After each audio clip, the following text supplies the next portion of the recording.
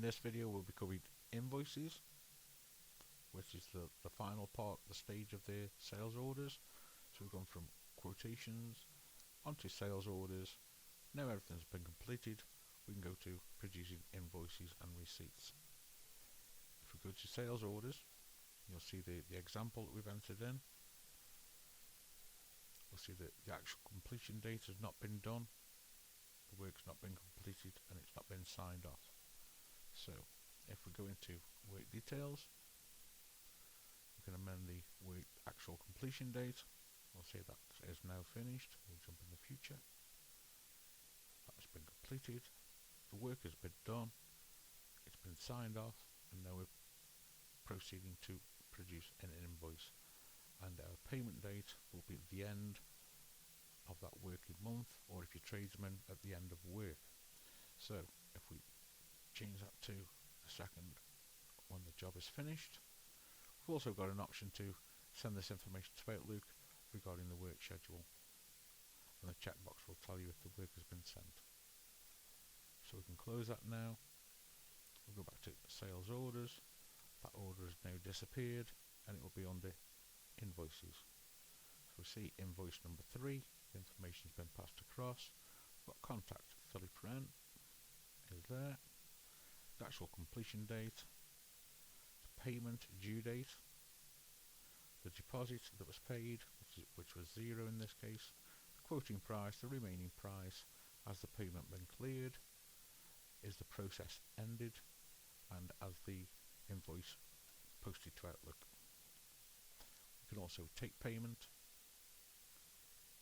export an invoice, export a receipt.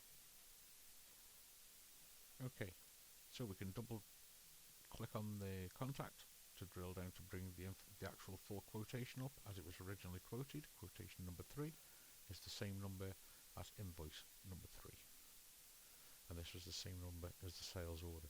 So we've got the process flow of keeping the information going through. We can also double click to send this information to Outlook, which we'll do now.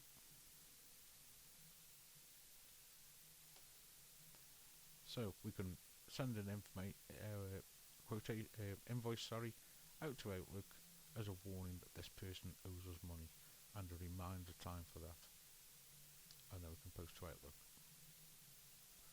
Once we've received payment and it's been cleared to the bank, we can click on take payment for that invoice,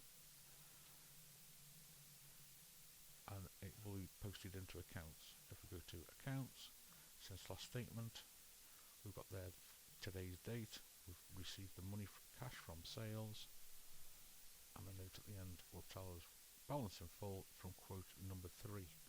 And if we go back to invoices, we'll see quote number 3, £2.68. So the information has been passed through. And on the accounting side, once the bank statement comes in, you can export that then from the since last statements.